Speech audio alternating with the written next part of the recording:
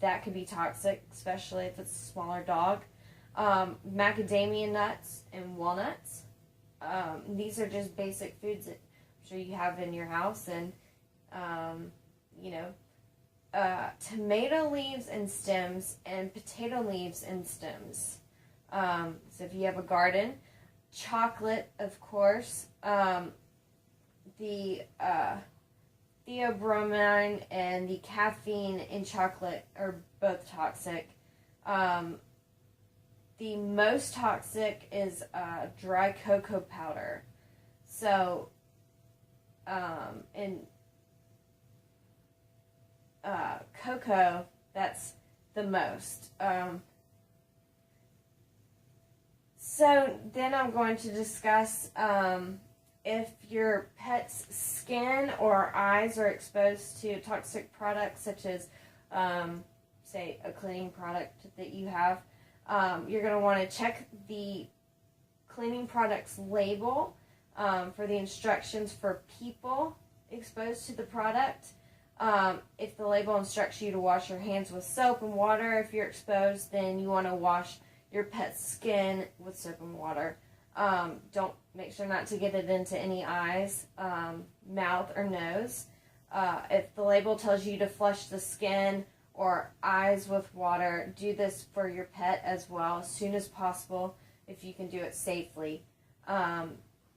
Then immediately transport your pet to the veterinarian.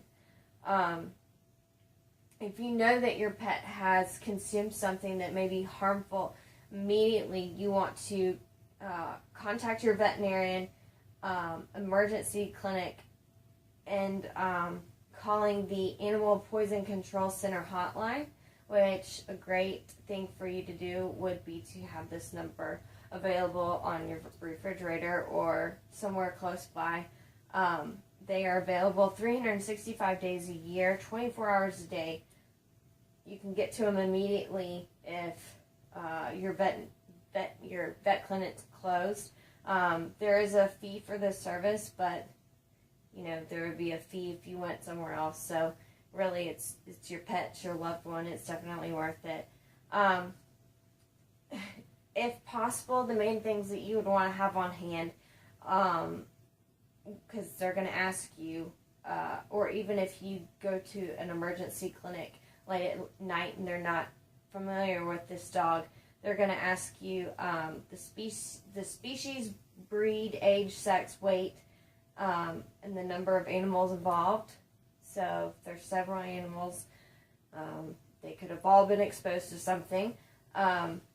You want to list the symptoms why you think that there has been a poison overload, the name and description of the substance that is in question, the amount that you believe the animal was exposed to. If you know any of this, definitely write this down and keep it in mind.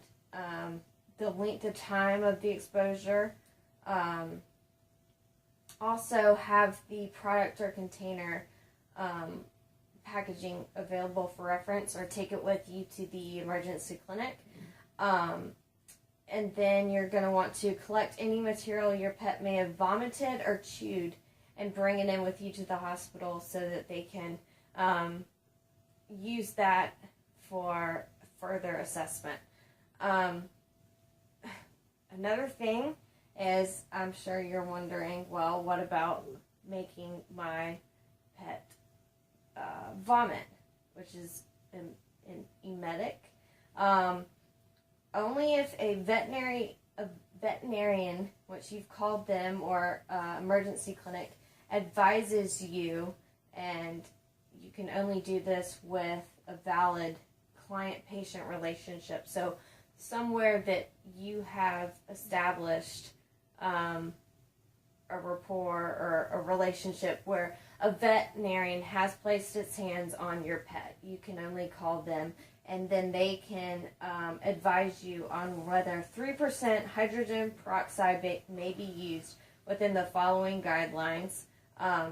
You're going to want to use 1 teaspoon per 5 pounds of body weight. rule of thumb, you do not want to exceed 3 tablespoons. Vomiting usually occurs within minutes, and if it doesn't, then that can be repeated once if not initially successful. But you want to make sure, and not in all cases you want to induce vomiting. You want to make sure not to induce vomiting if your dog is unconscious, very weak, or has trouble breathing. Inducing vomiting in this instance might present the risk of aspiration pneumonia, or if your dog has swallowed bleach, drain cleaners, or a petroleum distillate. These substances burn on the way down and will burn on the way back up, putting your pet at risk for secondary burns. So that's why it's very important to make sure that you have an idea of why they may be sick, or, so that, and also with the vomiting, you want to get a collection of the sample. Last thing we're going to discuss is seizures. Lenny has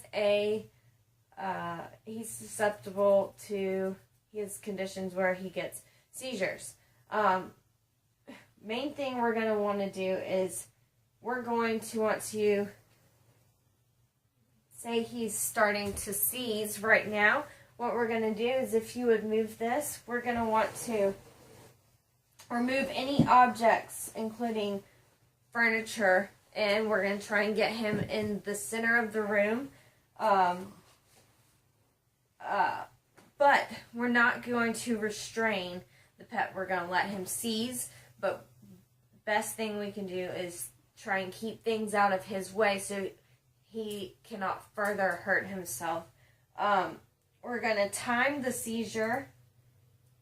They can last, on average, 2 to 3 minutes is how long they last. We're going to time it. And then after the seizure has stopped, we're going to keep the pet as warm as possible, and we're going to contact the veterinarian. You're okay, Lenny.